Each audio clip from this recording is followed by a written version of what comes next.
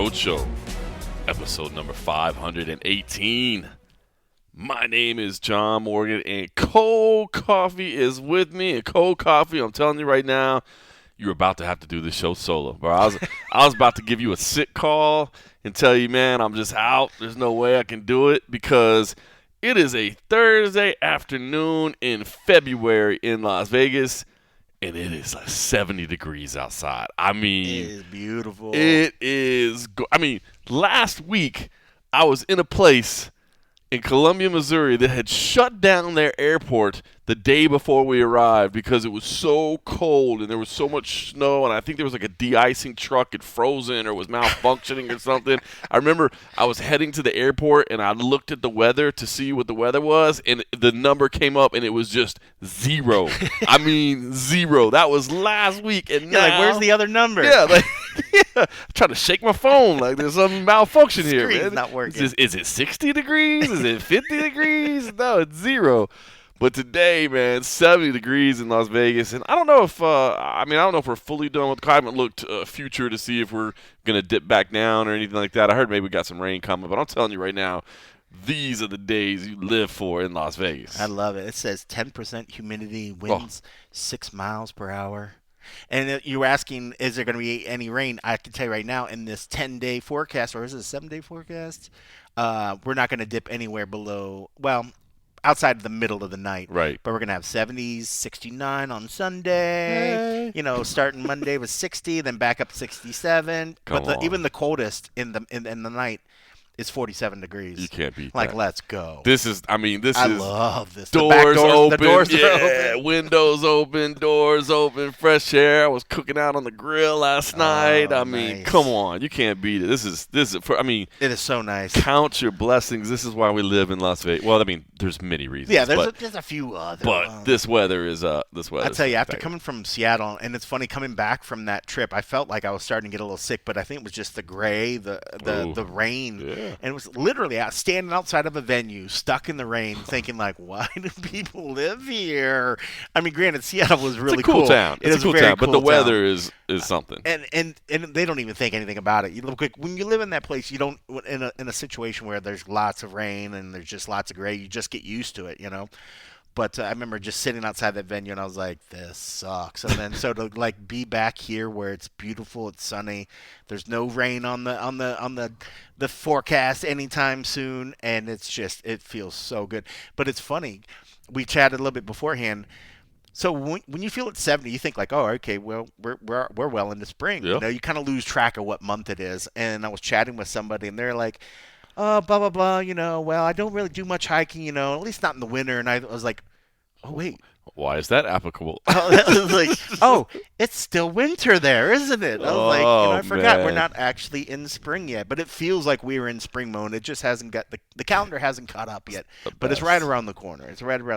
Well, hopefully the weather holds up for anybody that's traveling to our great town next week for UFC 313. Obviously, the big pay-per-view event is happening next week, so we'll see our friends from around the nation and around the globe that travel in for just a pay-per-view event. They're getting a little bit different look to the card, unfortunately. The loss of Dan Hooker certainly, I guess, look, Dan Hooker's exciting. It's a bummer. Yeah, that was a hell of a co-main event. Yep. What you're going to get.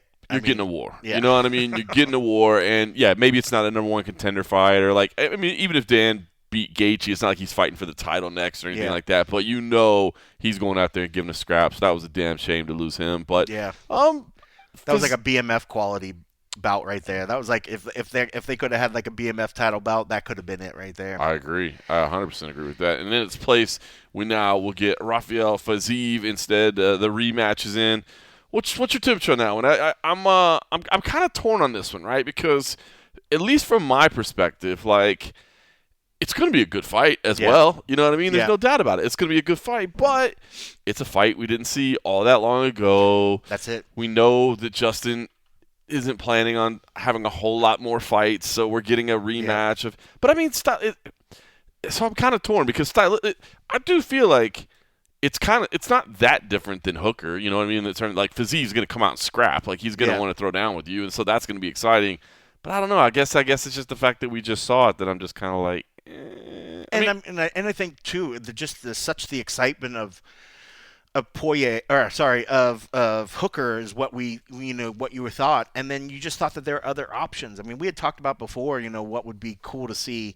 Justin and Poirier was one of the ones, and then the UFC, or maybe it was Justin or somebody tried to come out and like nobody accepted, and then you see the tweet from Dustin that's like, "Yo, I sent a message right to the UFC, like I would take that fight," and then you start hearing that which makes me think like, if there was a possibility of getting Poirier, I mean, like, but that makes the Fiziev fight like even more so. True, yeah. But, I mean, Poirier is an upgrade. I mean, who doesn't want to see Poirier fight, right? That was one of the ones that we talked about, like guys that that if they're getting near their last fight, that it's worth it to see. Like, right. That's a fight you can like hang it up on and be like, here you go. But like, thinking that Fiziev, that's not one. Isn't he saying that the idea is they're going to hold him out for the summer because they want to do a show in New Orleans in the summer with Poirier?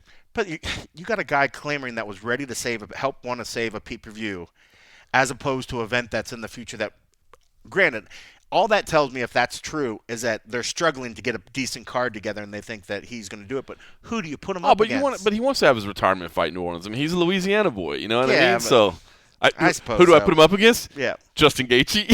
Oh.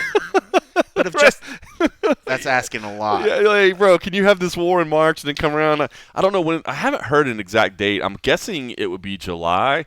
Let me say two things. Number one, New Orleans is one of my favorite cities on earth. In fact, I was actually planning on going to New Orleans like next month for my birthday, and then we ended up pushing some things around. So I didn't book that trip, and now I'm glad I didn't because it sounds like I'll have a reason to go for this UFC event. I love New Orleans. I love the idea of Dustin Poirier getting his retirement fight in Louisiana, in New Orleans. I think that'd be awesome.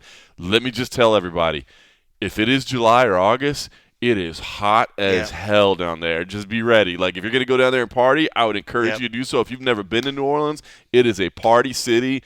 I love it, but it is, I mean, oppressively hot, where it's just it's hot because it's muddy. Like 100, and in the humidity, like humidity, it is rough. So just FYI, if you're planning on that, be ready. It's an adventure. Yeah, and there's even been times too we've dealt with like bad mosquitoes down there too, and other stuff. Like, you got to watch it. It's like you're literally in a swamp, so you really have to watch it. Yeah. The only thing, I agree, it's great to see, if that is where we could see Dustin leave, but this isn't other people suggesting like, hey, Dustin, Vegas or New Orleans.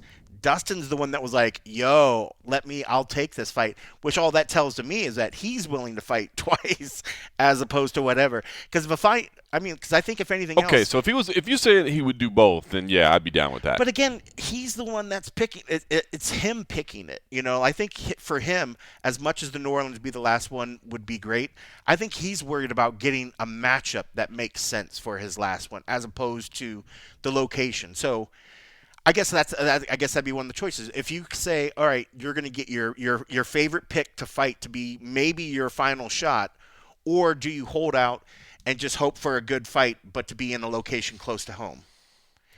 What do you think? I mean, and that's where I wonder if in his mind he was like, this is a fight I've been asking for. That if there's a potential, I can come save the day, probably get some decent money, short notice.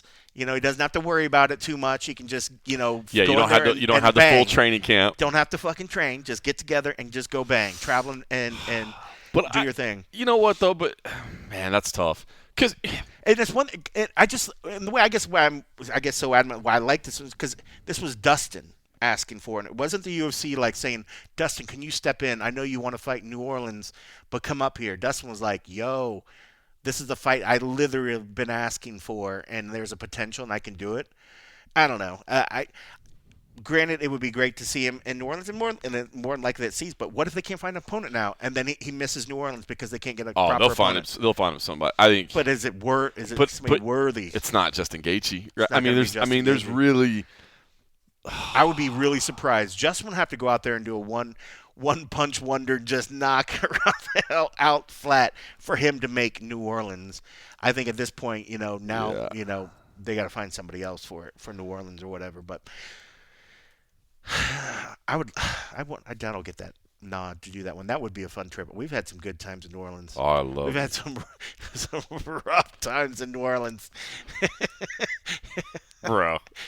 But Legendary. Oh yeah, Legendary. Yeah, it's that was funny. Somebody reminded that me was the a other trip. day. That was a crazy I trip. can't remember if it was from that same weekend or it was another trip in New Orleans. One of the UFC staffers, I won't say his name, but one of the guys came up and he's like, "Remember your birthday in New Orleans?"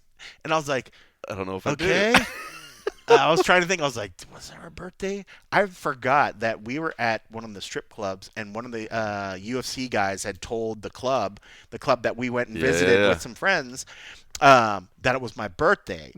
So that next thing I know, the stripper comes up, grabs me, and he's like, "We got something for you." And I was like, "What is going on?" They're like, "It's your birthday." I was like, and they were like, "Just go with it. Just go with it."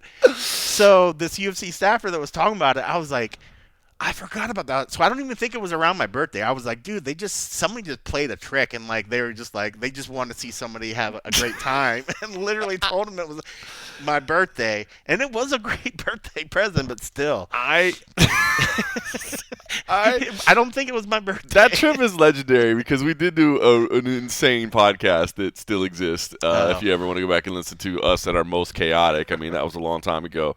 But so I remember that like 4 different locations. Yeah, we were up and down Bourbon Street. Up and down Bourbon Street. That was where, post-fight, we took our luggage and stuff to the strip club and hung out at the strip club until we went to the airport. What were those drinks? It was apple or something. It was like cider? Angry Orchard cider with some frozen fireball. Yeah, it was great. Oh my god, so it was frozen. Oh yeah.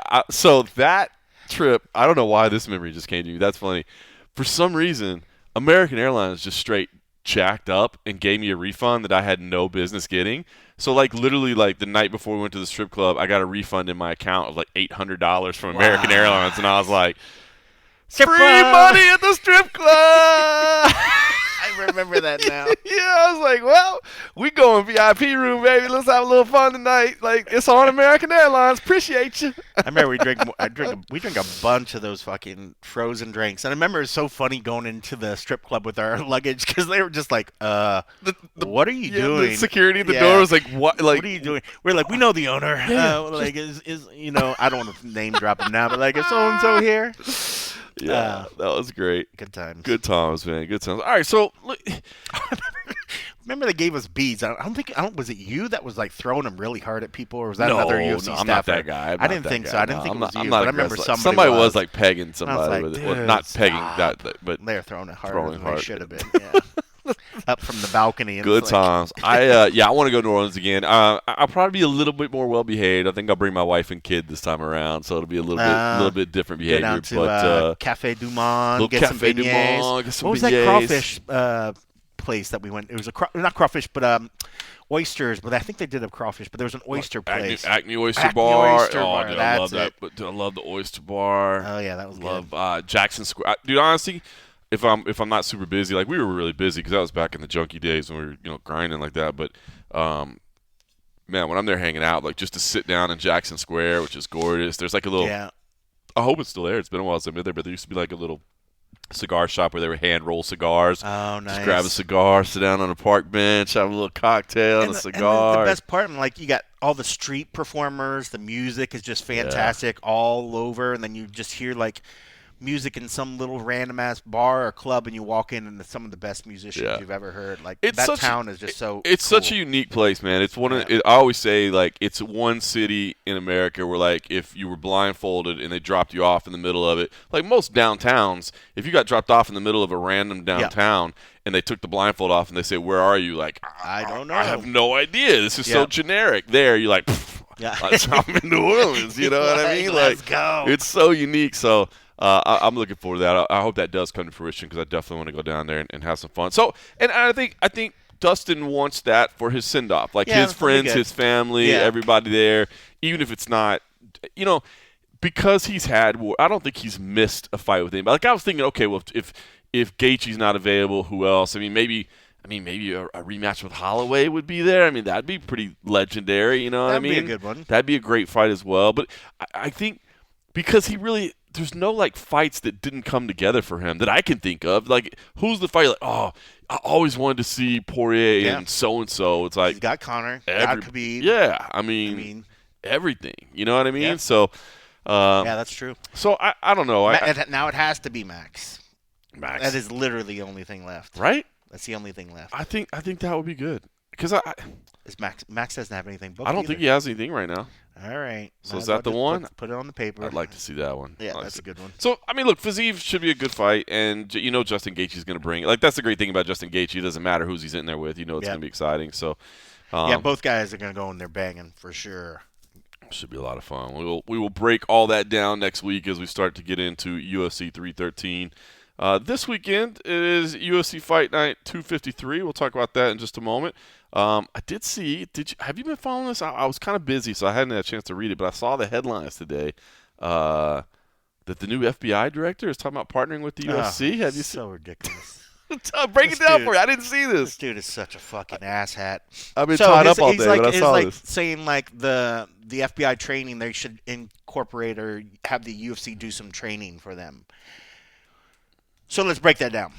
So I'm going to come to you, Dana. So one, it's another, I guess, partial where, hey, hi, friend of Trump and people, how can we send you some money? All right, we're going to have you train our staff.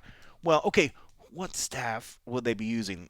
So all right, so let me break that down. It's not going to be fucking Forrest Griffin chilling at the PI, but Forrest would be more than happy to say, yes, come on in. We'll do it. And this is not a slight on Forrest.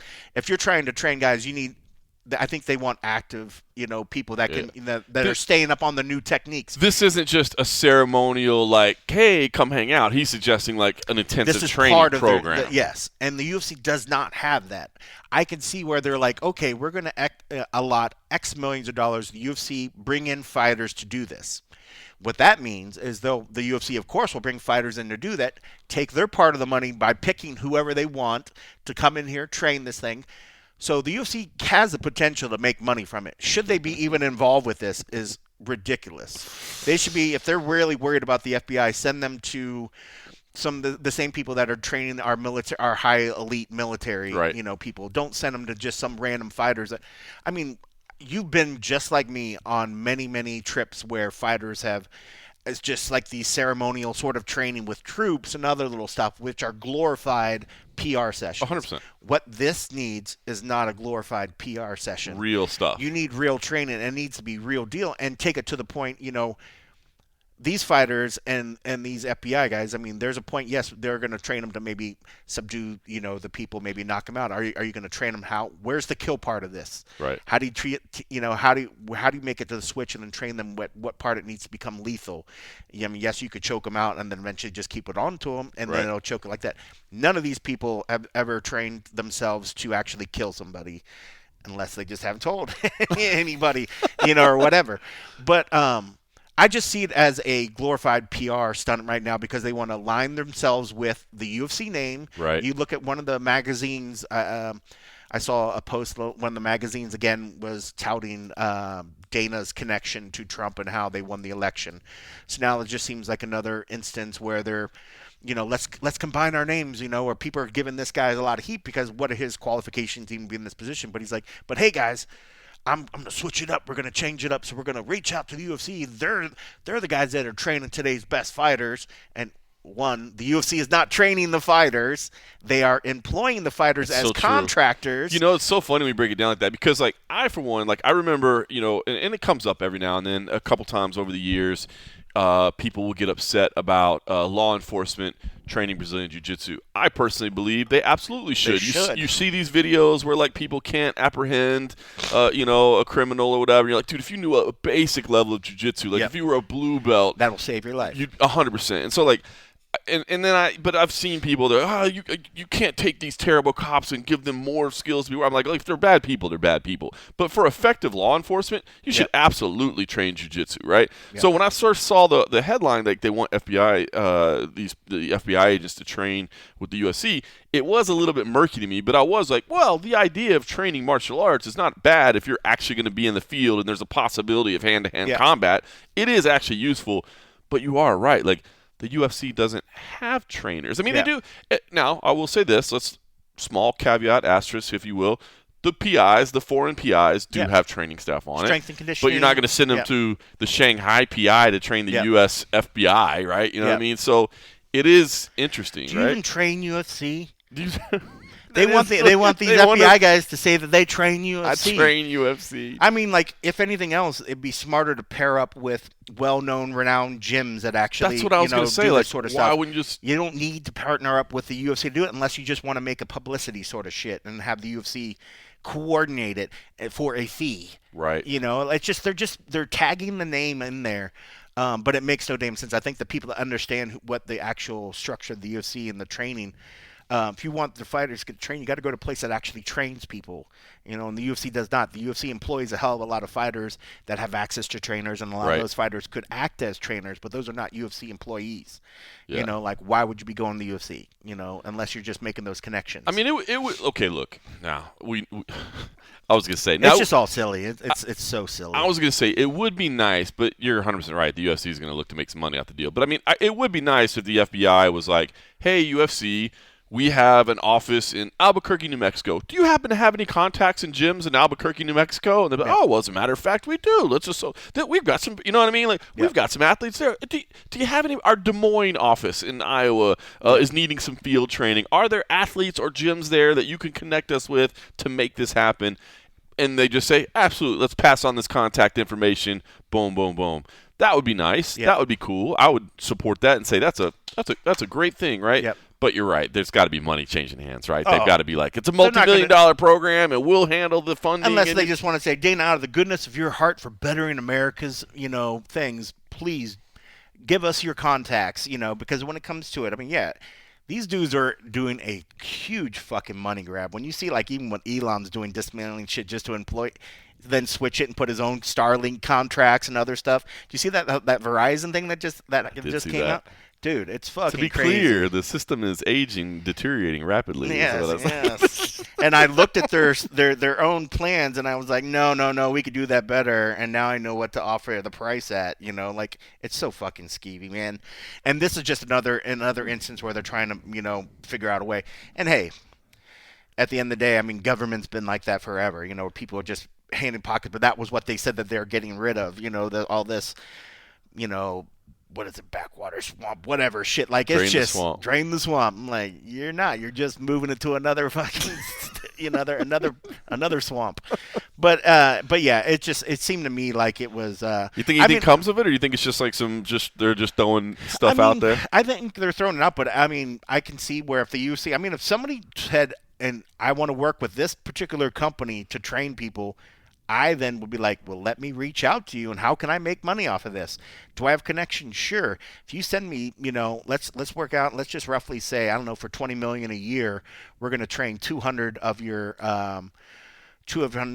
personnel. We'll give an 8-week course. We can blah blah blah. They can literally have staff and pay whatever, and still make, fucking $10 million off of it, and spend $10 million on it, but he's not going to do it out of his goodness of his heart as being a patriot or whatever. Like, the UFC is going to make money off of it, but which, again, I get it. It's free enterprise, which is fine. I mean, it's a business. It is what it is. I mean, if he was my friend and I had a company that could do it, I'd be glad if he was shooting my stuff out there or whatever. But at the end of the day, the UFC does not train the fighters. They employ the fighters. That's right. And they have staff that actually help train them to be better, strength and conditioning and their overall health wellness. They employ those people, right. But again, but not the actual martial arts training. Except the foreign PIs, but they're not going to go to foreign places to train U.S. FBI agents. That would be really smart. Send them down to Mexico, and then they could just take it over while they're down there. Yeah. Oh my God! Would that not be the craziest thing ever? Is it like, they send like multiple troops but it's all under the guise of like, oh, they're training at the PI in Mexico. And it turns out they're really just staging a military coup of the Mexican government. I mean, well, yeah, we're already having the stage is being set here. I don't want to take this too political, whatever. I will just say the rule of law is under attack in the United States. MMA Roadshow. Let's get to the MMA Roadshow. Speaking of somebody hitting the road, Danny Sabatello, I was able to tweet out just before we sat down to start recording today that he is actually making his way to Ryzen. So good on him. I like Danny Sabatella. He's one of those guys you either love him or you hate him. But yeah, his personality is amazing. It's amazing, but that's great. That's what you want as a fighter, right? Sure, you'd love for everybody to love you, but if they hate you and just want to, that's what we always say. As long as they want to tune in to see you either win or lose, or see you get your ass kicked. Yeah, they're like, I can't his wait. Personality, to see fight week. I mean, he's hilarious. Oh, he brings it. His energy level. There's no like 0. It's like 100 right from the get-go, and if anything else, it just ramps up to 110 on Fight Night or something.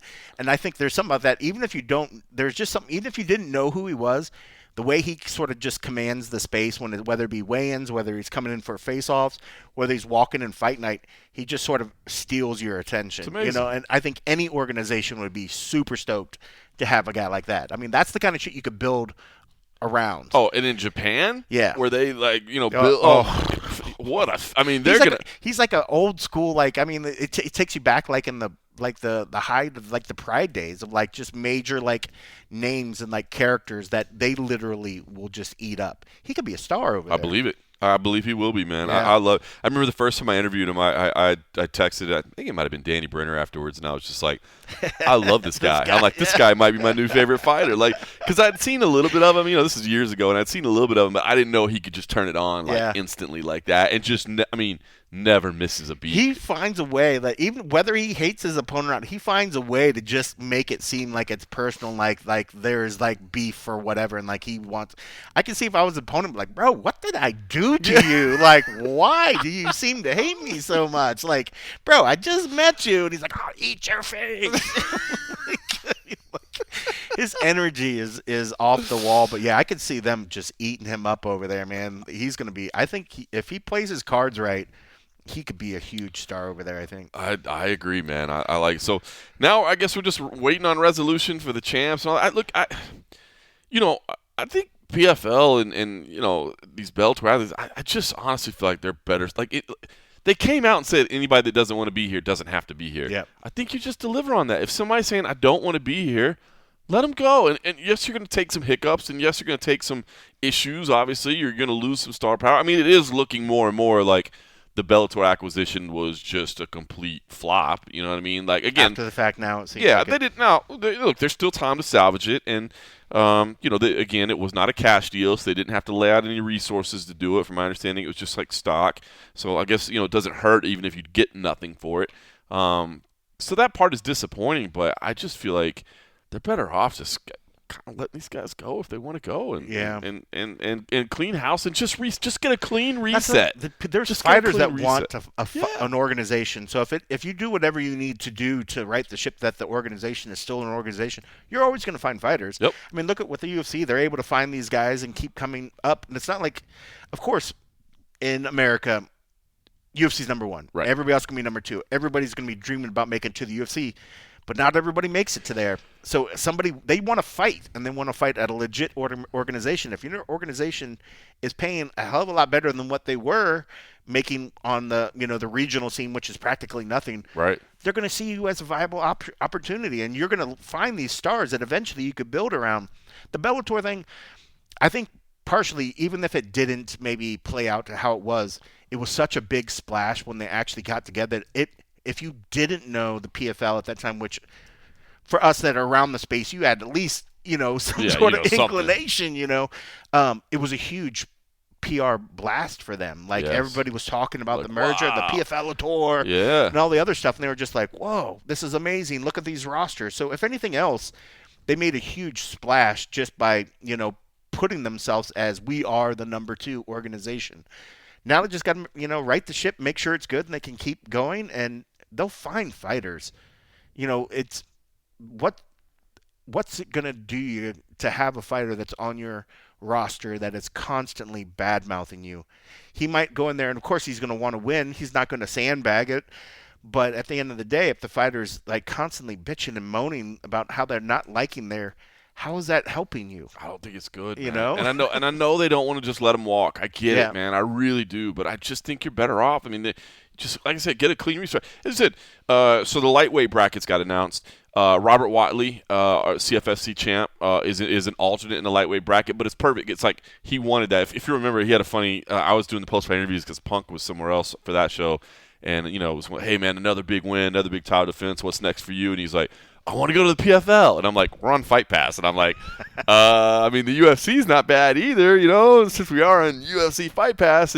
But Wiley, it's cool. He's like, no. He's like, listen, I appreciate the UFC. He's like, but I went to the PFL, and it didn't work out, and I just feel like there's a sense that I want to right that wrong. I feel like I need that in my career. I know I'm towards the end of it, so I want to go to the PFL. I want to do what I didn't do the first time around because I wasn't prepared that time. That's and when cool. he says that, you're like, okay, can't argue with it. He Yep. got on there, man, so I'm happy for him. You know what I mean? That's so like cool. you said, there's going to be Yeah. fighters that want to be there. I could see, and I've talked about this a lot, I could see, if you look at some of the brackets they're announcing, there's not a lot of U.S. representation, and I could see maybe some people going, hey, what are you doing here? But Yeah. I've said from the beginning, I think they need to, I don't want to say you just forget America, but like you're not going to beat the UFC Yeah. in the United States. So why not go elsewhere? And they're a lot of international. I like that they're doing a lot of international because, again, those markets are underserved by the UFC. The UFC isn't getting over there. In fact, boy, I saw it on the I think it was the latest TKO earnings call where they said, like, hey, expect us to do more international fight nights.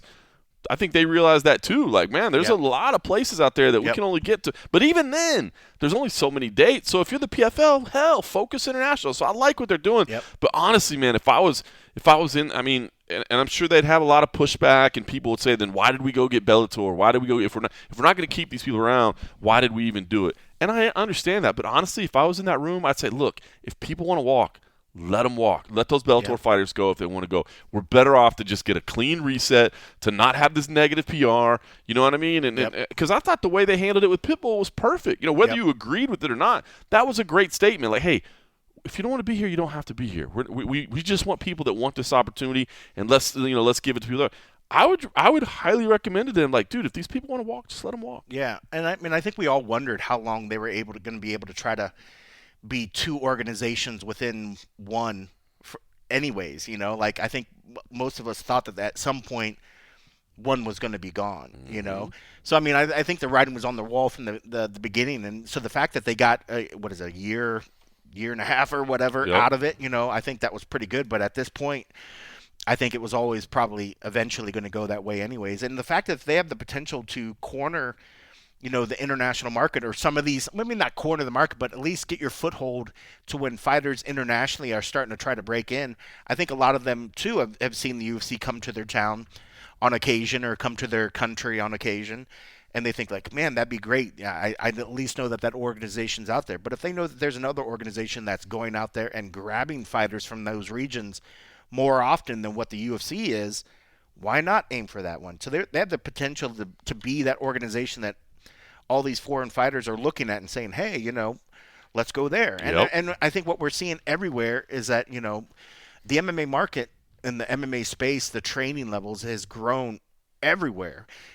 Part of that is in part to the fact that the UFC and other organizations have been there, and it's kind of opened up that doorway for people to realize that, hey, there's a path to a career doing that. But the fact that the PFL could really embrace that and go that route, I mean, they literally could be that first word that comes from people's mouths when they talk about MMA in that country. Yep. If the UFC's been there once in 4 or 5 years or so, but then the PFL goes there twice a year or something like that, you're going to take over that space really, really quickly, to where fighters are going to be like, hey, the UFC is great, but they never fight here. And I'm the matchmakers, I've sent in words to them, but it might take years before they ever see me. I might as well go for the one that's actually working over here and grabbing fighters, and I mean, it'd be silly for people to think that the good fighters in the world are only coming from the U.S. market. I think anybody now realizes that there's great fighters everywhere, so why not go and grab these fighters before anybody else? And I mean, good for them. And now it's just on them to capitalize and actually make it so that we can learn these people and understand it. Put on events that people can watch. Put on events that people can, learn about these fighters, promote the fighters, make us interested in them, because we see the UFC fighters, we see the stories that happen here. Now it's on them to tell me why I should like this guy, that's from insert random international country. And then if we see they're fighting and you're showing us their highlights, we're going to love the dude. Just got to introduce them to us, and then, we'll learn to start looking at these other markets. Whereas right now, we don't see them because the UFC is not there. We just happen to find them when they hook up with a management team or a training partner for somebody that actually is signed, and then we bring them over, and then they start to get on the radar, and then maybe we see them 2 years down the road from that. But I think they have a great opportunity to do it. They just got to get their ship in order, make sure that they're financially sound, and then have that money. And if it's a matter of riding the ship, so then they can then use that budget to market these fighters, market these international fighters, get the deals to where we can actually watch it on TV here in the States, and I don't have to VPN into some random ass country to watch the event, like get that sorted, and then it'll all start working out, but it's tough. So I try to, give them a little bit of grace, because what they're trying to do is hard. But I hope they get it together, because like we've always said, I mean, this space is better with multiple players in it, and they have a great opportunity to corner a market that the UFC only goes as visitors. Yep. They've set up these random, there's a PI in Mexico, there's a PI over in China. Those are the small little footholds. They got too much going on here in the States, and they have too many other little side projects of Dana's to really properly focus in these other countries. And the PFL, boom, just get in there, man. Get in there and start doing it. I'm telling you, man. I agree. I feel like I've praised their efforts over the years. I like what they're doing. I just think right now, while they're having this rough patch, man, I think they're better off just cutting bait. Cutting bait, man. Just they got enough to worry about without the bad PR. That's it. Don't need the bad PR, man. Don't need to have that. So, well, listen. Speaking of alternatives and places to compete, Karate Combat is a place that we don't talk about a whole lot to be here on the MMA Roadshow, because we try to keep it to mixed martial arts, and obviously we're at big UFC events every week, but we've got our friends over at Cloudbet now that have come on board as an official supporter of the MMA Roadshow. And of course, Cloudbet is the official sportsbook of both Karate Combat and the PFL. So they actually, this is going to be speaking directly to our international audience. We will make that right up front as well. If you are here in the United States, you will find it incredibly difficult to do business with Cloudbet, unfortunately. Unless you heard me talk about the said VPN thing. I'm not saying it's impossible. I'm not saying it's impossible. I'm just saying you might. It takes some work. It takes some work. You might have to do some things. But if you're in one of the nations outside of our great United States of America, and you can do business with Cloudbet, again, show them some love, if you will. Again, the official sportsbook of Karate Combat and the PFL. So they've got odds on all of those events. You can actually watch the events there on their website and then live bet as well. And there is a Karate Combat event on Friday night. So if you're listening to this, even if you can't place a bet over at Cloudbet, you can still watch it. They do stream live on YouTube. They actually been streaming live on the UFC Fight Pass as well. So if you got your Fight Pass membership, certainly you signed up for Fight Pass so that you could watch CFFC and you could watch Match Day and you could watch all the wonderful offerings, submission grappling that we bring to you with Fury Professional Grappling. But you can also watch Karate Combat on there as well. And you can give our friends over at Cloudbet some love, because they are giving us some love, and we certainly appreciate them coming on board and supporting. There is I don't know if you've been paying attention, some controversy going on over at Karate Combat right now with their main event change. One of the athletes not wanting to weigh in, and Jesus Lopez kind of pulled out of the championship fight. Arturo Vergara on the other side of it is not happy about it, which understandably so, that he's losing a title fight opportunity here on fight week. A little bit of miscommunication there, and President Awesome, I saw, came out and did a press conference where he's like, on top of that, we actually paid the guy early because he needed some money and he was hurting, and now he's screwing us over on the other side. So, yikes. Crazy things happen over there at Karate Combat. But those are fun events, man. You know what's funny? That Karate Combat pit, obviously it's been a cool service. It's for grappling. I mean, they're doing some grappling series events as well, but the surface for grappling, it's, to me, it's like honestly, I love it. With the slanted little, yes, keep it in there. Well, just speaking, I'm looking at the fight card. Do you see? I'm like, is this a mistake?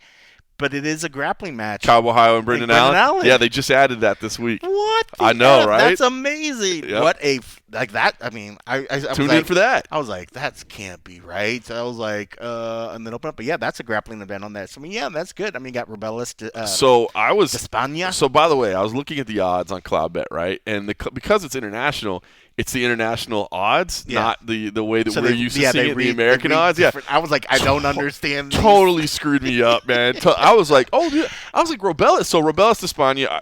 By the way, Rebellis España and Karate Combat, like, I That's didn't scary. love him in UFC. I Yeah. was just like, this guy is clearly not ready. If you happen to be a supporter at patreon.com/MMA Roadshow at the and a half episodes of when he would compete, I was just kind of brutally honest. I was like, I don't think this dude is going to make it in mixed martial arts. Yep.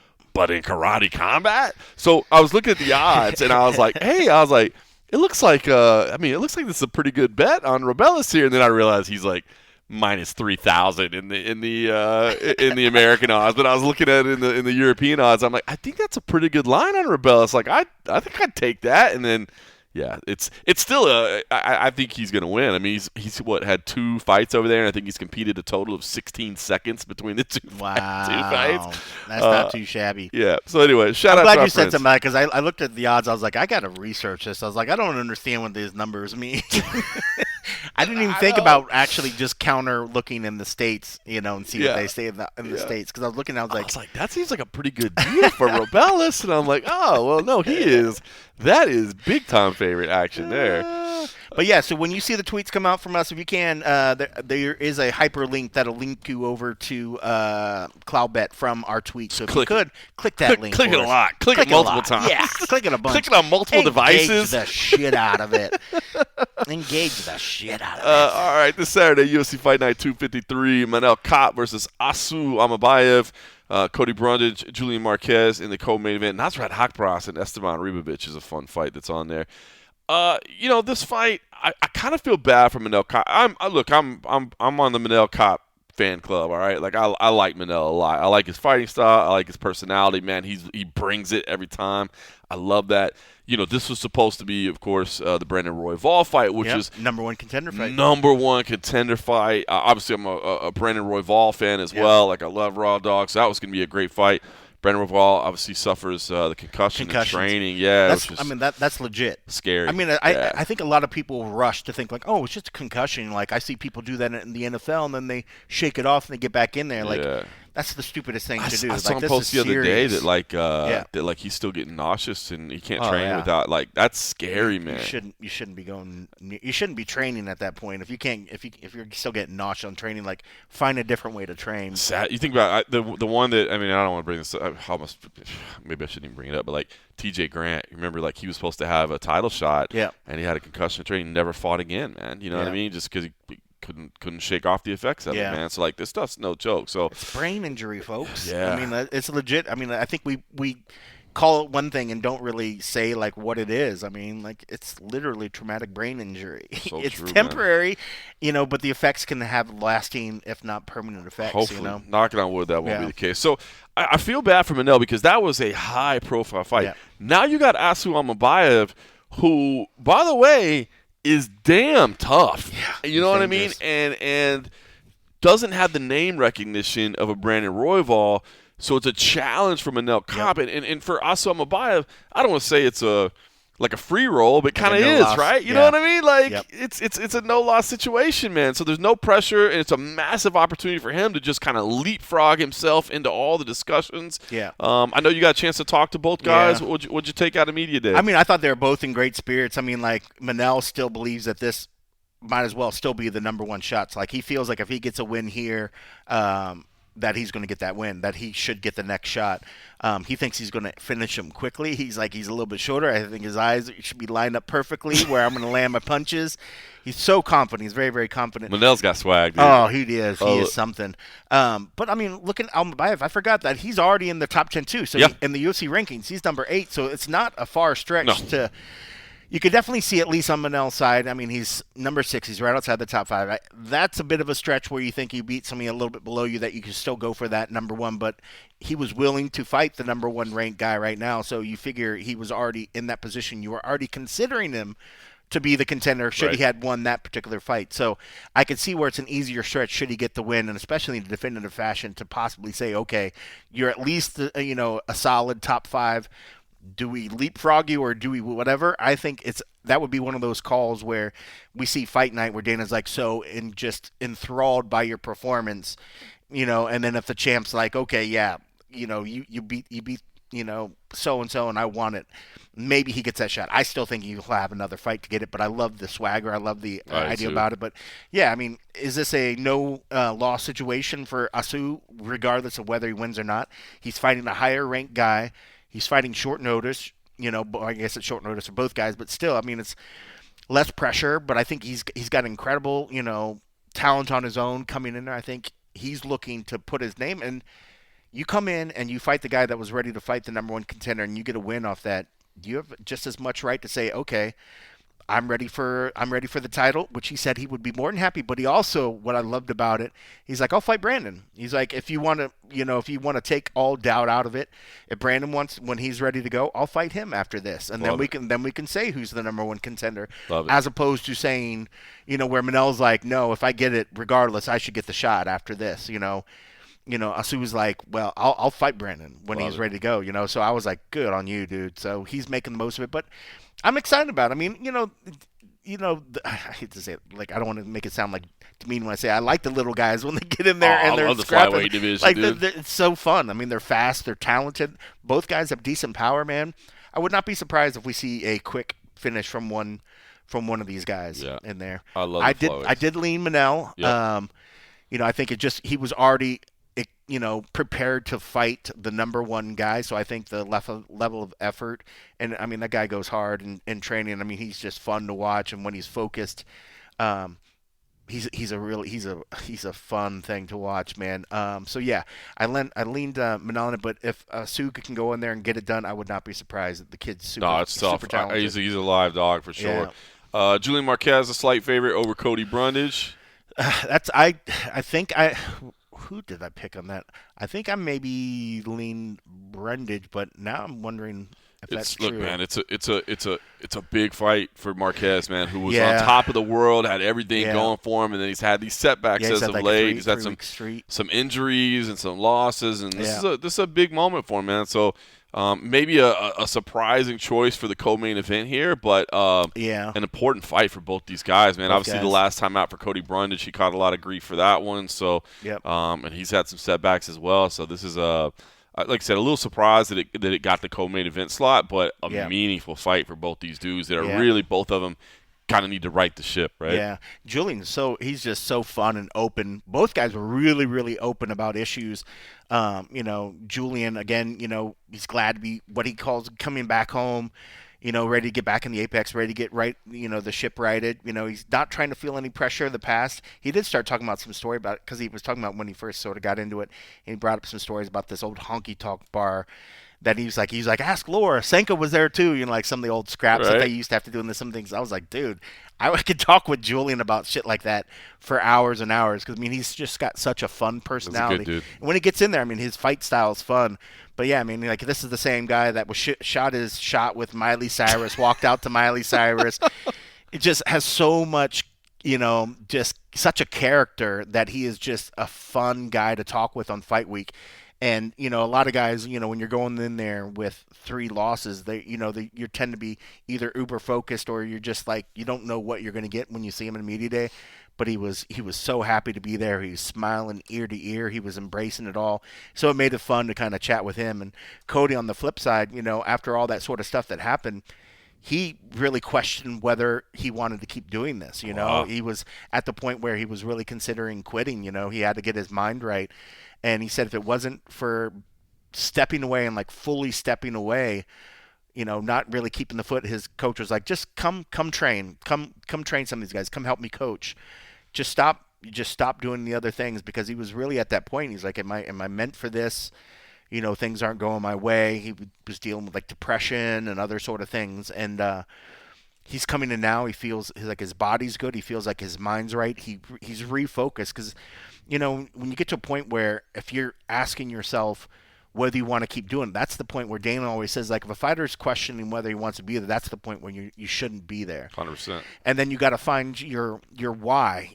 Why do I want to keep doing this? And for him, he's got a family, and he found that even when he was around the gym and he was helping others, that itch started, coming back in, and he was like, whoa, this is fun. And he started enjoying it. And he was like, Coach, I think I'm ready to start doing this again and start whatever. It's awesome. And it came back. So, with the family and with the support of everything, he found his why again. So he was really refocused.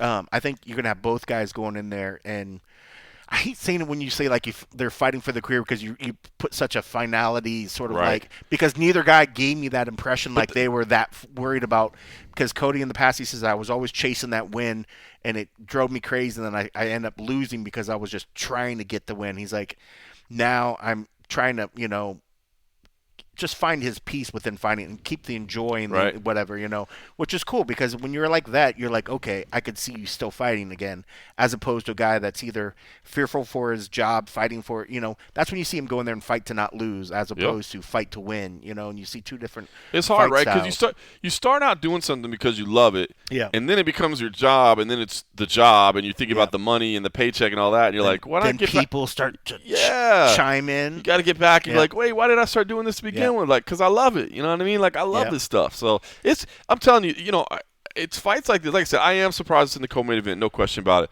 But I think the storylines and what it means, and that's where we talk about it here sometimes. But I think people forget about that. You look at because I've seen and heard a lot of people this week just trashing this card, right? Just absolutely trashing this card. People were trashing the last card. And it was phenomenal. It was phenomenal. And it was absolutely phenomenal. And I think stories like that with Brundage and Marquez, you look at where they are, and you think about what goes into this for every single athlete on there, man. Like, there's a People lot forget at the stake. human side of it. They just want to see these race horses go out there and give them this pure entertainment, and then you kind of forget that there's families and there's lives and there's other stuff, and that's the shit that, especially in Cody's, like the voices on the outside got to him. And a lot of fighters, that's why you see some that are like, I don't pay attention to social media, I don't whatever. I mean, but how can you not? It's so hard, like It's hard. to try to just live in a vacuum because you can't live in a vacuum. It's so hard. Like, I mean, obviously, I see like haters and stuff on social media, and Yeah. I hate it. You know what I mean? Like, it's such a weird thing because I've said this before. I remember Misha Tate saying it at the time. I was like, that's kind of rude. And I'm like, no, you're 100% right. It's like social media gives people access to you that have no business having access to you. Yep. You know what I mean? That like, why am I listening to a message from that person? Then it's just some random person, but it gets to you. I mean, we all Yep. have egos. We all have our pride. Somebody insults you or talks Yep. bad about you. Like, how do you not see that? You know what I mean? It's tough. It's Yeah. frustrating, man. So there's a big moment for both these guys. And look, Yeah. there's some other fights I'm really looking forward to. Like Danny Barlow's back, obviously. I'm a big Danny Barlow fan, making his way through CFFC. Austin Lane, always love Austin Lane. He's got a tough assignment. He had a tough assignment last time out, and he got it done. He's got a tough one in Mario Pinto. Yeah. Chepe Mariscal and Ricardo Ramos. I feel like that should be absolute fireworks, be man. fun. I think that should be a lot of fun. You got Charles Johnson versus Ramazan Timarov, like the flyweights as well. Again, I think flyweight's probably my favorite division, always has been. So listen, man. And there's some ladies on this Got card. some ladies as well. I know you're a big fan of the women's mixed martial arts. But I mean, like Andrea Lee and JJ Aldrich, like that's going to be a banger. Like, That'll be a that's going banger. to be a fun fight. Yep. And then of course, Montel and De La Rosa and Luana Carolina should be fun as well. But Should yeah, be. I mean, I'm an old school. I fucking rocked Invicta. I'm probably one of the only people I can think that probably listens to this that actually went to Invicta shows and Yeah. stuff like that. Like I love that shit. Outside the fact that, hey, they are the fair sex. Right, Like yeah, I don't yeah, mind yeah, looking yeah. at fit fucking women that can beat some ass and like. But these two, like, it's funny because when we were doing the media day, I saw Andrea come in and she was rocking her cowboy hat, and it's like you just know who she was as soon as the door So opened. you don't even You saw the see the cowboy face. hat. I was Yeah, like, you know? oh yeah, that's Andrea Lee, and I love it. I mean, they just bring a lot of personalities, and we saw that when Angela Hill was there recently. Just her personality, like some of the biggest Angela and Hill. boldest and fun personalities have been from the women's side. But yeah, I thought that the two fights that we have on this card, I thought are really really good. One last thing that came that kind of before we go finish the. When we were talking about emotions and the stuff, I was on a call earlier for work today, and one of the speakers had talked about how they dealt with a lot of stuff when people are always naysaying their career and doubting. Her mantra, and I thought it was great, and especially in the situation of like, how do you try to stay focused on your career while people are saying this other stuff and you get angry and whatever. And her mantra was outcome over emotions. So there's times you're really pissed off and you want to lash out at somebody, but you can't focus on that negativity. You got to focus on what's ahead of you and what's going to be better. Me focusing on my career, focusing on what I can do that I can manage, and let me work on bettering this thing. I'm not going to let myself get angry about this hater over here. I like that. Because that's just emotion. Yep. I want to focus on building my career, building myself in my sport or whatever. Outcome over emotion. And when she said that, I was like, dude, that's So a true. fucking killer mantra. Yep. I was like, I like that. dude. I was like, I'm going to steal that. Yeah. And now I just just shared it to y'all. That just makes you nice, cold savage right there, right? Like Right? I don't let the heat get to me, man. Yeah. I'm just out here handling business. I'm aiming for my finish line. Yep. I'm aiming for where I'm going. I like that. I like that. So yeah, that was pretty cool. All right, listen. Speaking, I'll chime in with some outcome over emotion right here. Let's go. So I have recently switched, and I'm going to give everybody a recommendation to maybe check it out. I just made the switch. I was DirecTV Stream forever. Now, don't get me wrong. I have Hulu. I have ESPN Plus. I have Fight Pass. I have Netflix. I have all that. But I did DirecTV all Stream. The things. Oh, I have everything. Everything. Some of them I'm like, do you guys even watch this? Like, they watch more TV than I do. I just finally canceled something the other day. I was like, you don't even watch these. Don't even have. So anyway, but I switched. I now have Fubo. And I will say honestly, I'm very, very. I'm just getting started with it. Yeah. But it's first of all, solid. It's got a ton of sports on there, and obviously, like I watch more sports than anything. It does have local channels, which I mean, obviously, you want to have your local channels if you can. But I like it. But here's how I got there. This is outcome over emotion. So you got mad at somebody. Bro, listen to this nonsense. So last week I come home and I want to watch Oklahoma State and Iowa. Right? Okay. It's on the Big Ten. Wrestling, exactly. It's on the Big Ten network. So I was like, I don't have the Big Ten network, but I know I have it available. I'm like, so I was like, I guess I'll just have to upgrade my package. So I go into DirecTV Stream, I find out which one Big Ten network's on, and I order it, and it's like, order successful.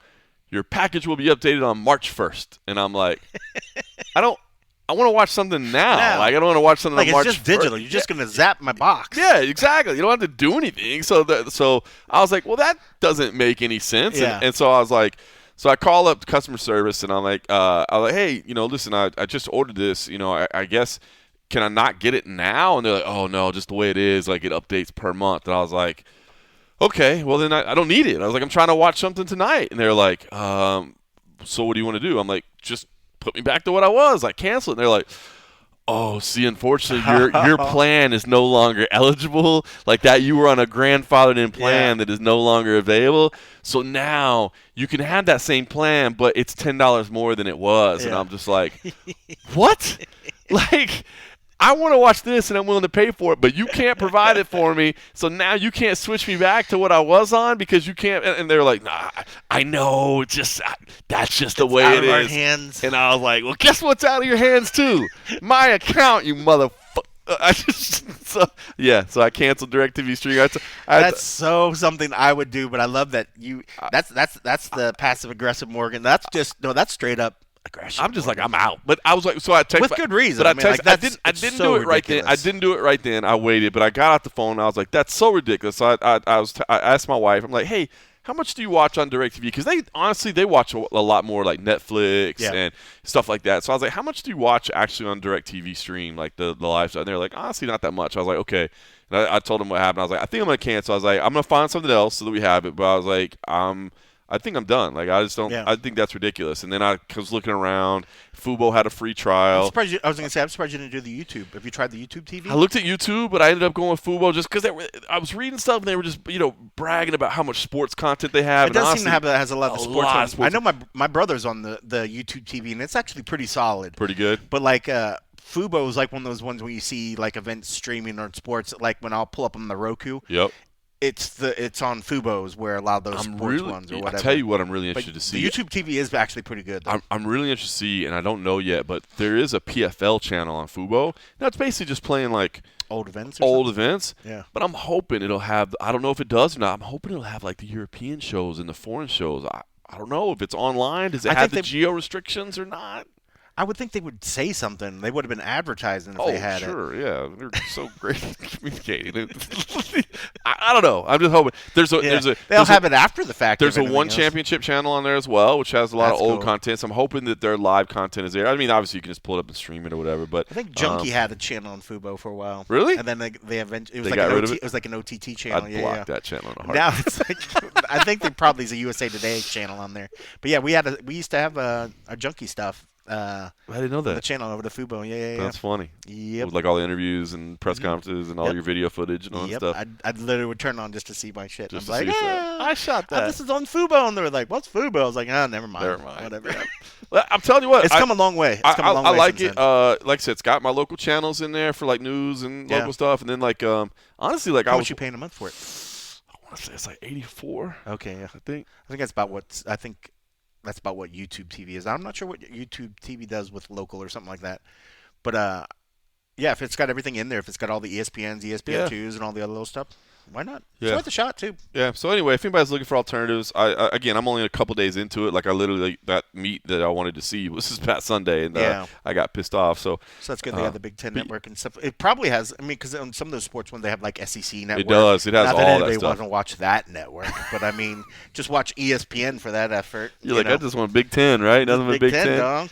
But that's cool. It is neat when you start seeing, because I forget a lot of those other networks are out there, but the SEC's got their own network, and some of the other conferences I think have network out there. Yeah, as it's well. got a ton of stuff on there. So I think that's pretty cool. And they actually have one of their like add-on packages has like a bunch of like international soccer and stuff like that. Some might end up doing that too. Like, I love watching soccer. The only problem is like so many of the big games are on Saturday. It's weird times. You know what I mean? Like I can't.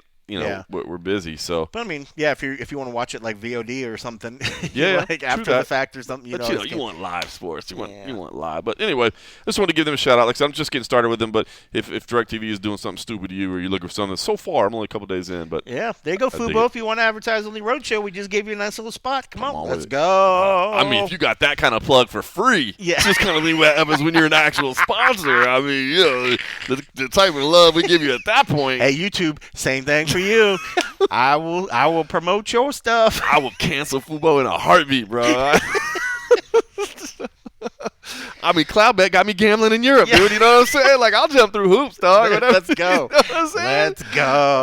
I love it. Oh, man. All right, listen. UFC this weekend and a half. Wow, just missed and a half. What was that? On Mondays now. We've been doing that for over at patreon.com/MMA Roadshow that supports us over there. We appreciate that. We shifted to Monday. I like it, man. I feel like it's a lot more energy. Number one, and number two, yeah, you get to hang out and do it as well. I mean, that was a heavy lift, you know, 'cause especially now with your schedule getting so busy. I mean, it was getting impossible because we want to keep delivering those ones. So it was rather move it rather than kill it. Exactly, you know? That was it, 100%. Yeah, with things coming up. Which hopefully I'll have some additional announcements in the very near future that we can share with everybody. And it's better than just about Fubo. It's better than Fubo. Fubo's good though. Hey, last thing, just shout out, I guess, to my wife and son. If anybody can send positive thoughts their way, certainly appreciate that. Been tough, and we talked about it on the and a half episode. If you saw my social media, we lost a dog over at the house, and it was. My wife and this dog were very, very close, and she really loved the dog. And for my son, who's 12, it's the first time he's had to deal with loss like that. So if anybody's a parent, they know what that is like. It has not been the greatest week of all, but yeah, it was sad. But I guess I've talked to a lot of people. It's kind of a blessing in a lot of ways. His health deteriorated incredibly fast, but that means he didn't suffer for very long. Yeah, and we had made the decision that we were going to bring him into the veterinarian's office on Monday morning and put him down because like he was unsustainable the way he was, and it wasn't even really a decision. It wasn't even a choice. It was just like, this is clear. Well, the next step that needs to be taken, and I was like, so why don't we today just make him as comfortable as we can and just spend this last day with them, whatever. Bought him a McDonald's cheeseburger for dinner, you know what I mean? Like, hell with it, you know what I mean? Like, you're going out, might as well. and then he ended up passing away in my wife's arms. So it's hard, but I feel like that's a blessing too, because like as clear as it was that the dog had to be put down, like it was not good what he was suffering.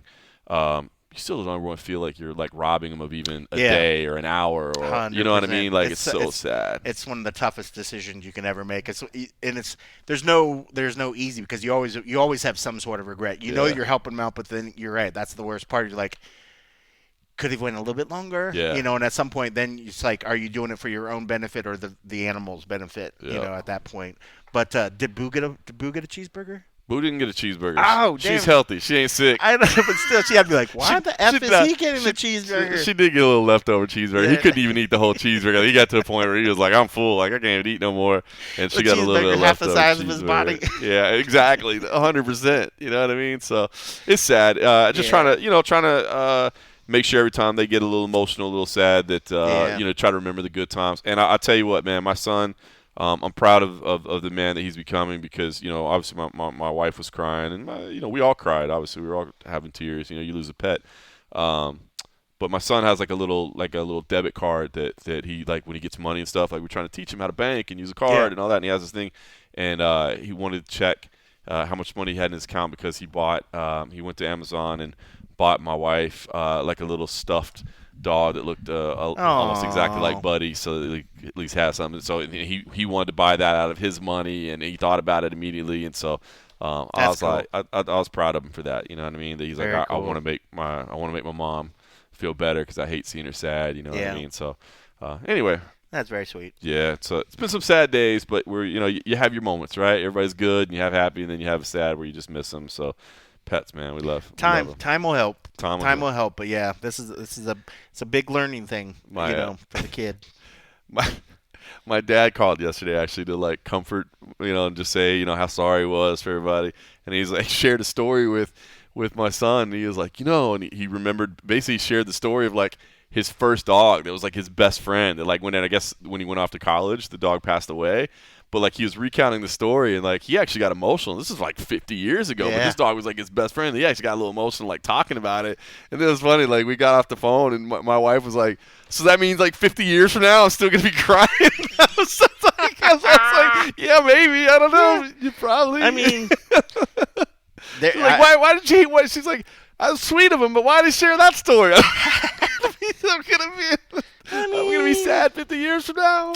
There will be moments, and now it's the worst part. Well, like depending on what your phone, like my phone, since they take a lot of pictures, Google automatically uploads it, so it makes it'll like look at this memory from random time, and it'll put a fucking song to it. You're just like, bro. You're killing me. Like, these are pics with my cat before we had to go to the vet to put him down. I'm like, I hear the music. I was like, no.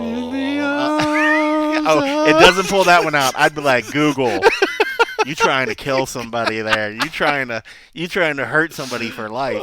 That's so true, right? When it puts those little montages together, man. It's one of the coolest things too when it sends you the right one. But yeah, I mean, but then you get those feels. But yeah, I mean, but if anything, that just shows that it was real love and that you treasure the thing. So like, you want to feel that 50 years from now. Absolutely. Granted, in 50 years from now, I'm not going to feel a thing. I'll be long gone. Gone at that point.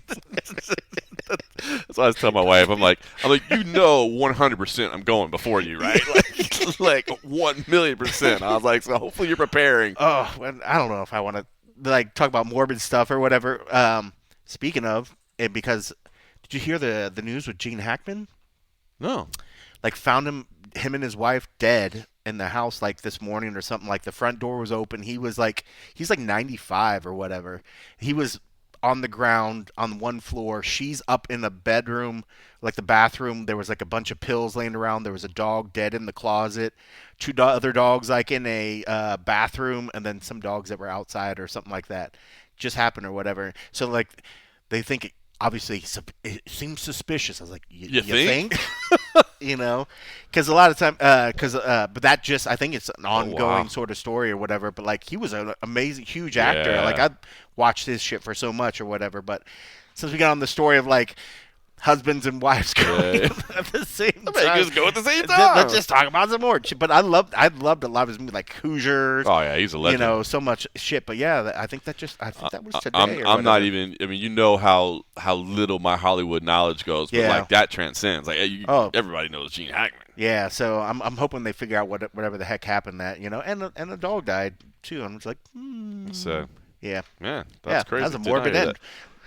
All right, well, what can we enjoy the fights, hey, everybody. Guys, the weather's great in Vegas, by the way. 70 degrees, it's better open. Than where you are. Hopefully they didn't get you too down. Hopefully you enjoy the fights this weekend, and more importantly, you never know what you're gonna get. It's all kinds of stuff on this road show. You get a little bit of everything. Thanks for listening.